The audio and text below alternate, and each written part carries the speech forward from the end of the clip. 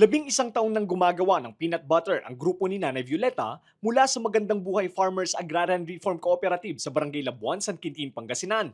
Aminado ang grupo na hindi sapat ang kanilang pakikilahok sa mga trade fair para makilala at maibenta ang kanilang produkto sa mas malawak na merkado.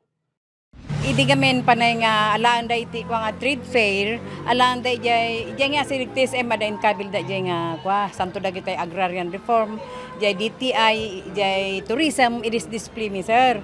Ta balot ka consignment handa nga bayadan nga dagos po. Ganito rin ang kinakaharap na suliranin ng Kalapugan Agrarian Reform Cooperative sa bayan ng Natividad.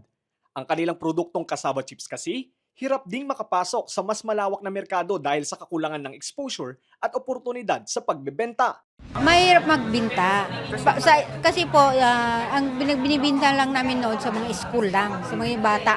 Kasi ito walang preservative, natural talaga.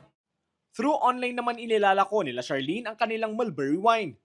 Bagamat malawak na ang narating ng kanilang produkto, aminado sila na malaki pa rin ang naitutulong kapag mayroong physical store na maaring paglagyan sa mga ito. Kung sino lang po yung mga nag-order sa amin, parang sila na lang po, hindi na po nag-grow na yung, parang dito makikita ng iba-ibang tao na taga-ibang lugar na may ganito pala kaming product. Kaya naman, formal nang binuksan sa publiko ang carp tindahan na inilunsad ng Department of Trade and Industry sa Barangay Bantog, Asinggan, Pangasinan kaninang umaga. Layunin ng programa na mabigyan ng pagkakataon ang mga micro-entrepreneurs, lalo na ang mga agrarian reform beneficiaries sa Rehiyon 1 na maibida ang kanilang mga produkto sa mas malawak na merkado.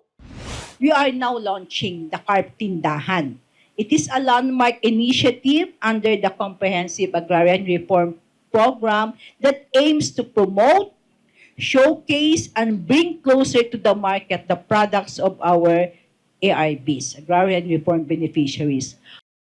Ang Carp Tindahan na ito will provide all our farmer beneficiaries and micro-entrepreneurs with a direct and dignified avenue to bring their products to the market.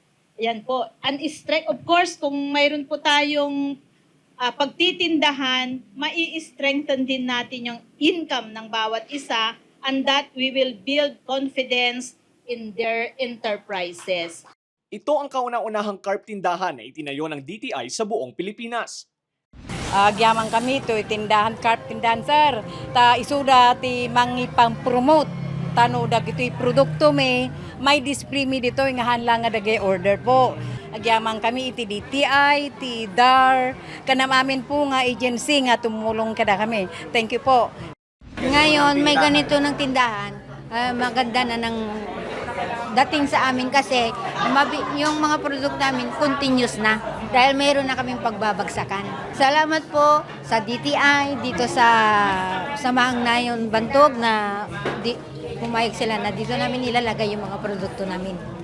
Malaking opportunity po na nagkaroon ng carp tindahan para mas makilala po yung business namin. Thank you po kay Lord sa opportunity na binigay sa amin at saka sa knowledge. Siyempre po sa opportunity po na binigay ng carp tindahan para po makilala locally yung brand namin. Samantala, nagpahayag naman ng suporta ang alkalde ng Asinggan sa inilunsad na tindahan.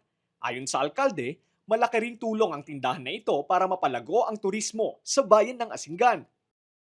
Yung tourism po kasi namin, yung mga binibigay naming mga pasalubong, dito namin kinukuha yung mga yogurt saka yung mga gatas po. Yun po yung mga pinamimigay ko kung may mga bisita po ang munisipyo. Yun yung isa pa sa mga commitment namin para mas lalong makilala po ang aming bayan. Sa mga nais bumisita, bukas ang carp tindahan araw-araw mula alas 8 ng umaga hanggang alas 5 ng hapon. Lester Narag, Balitang Solid North.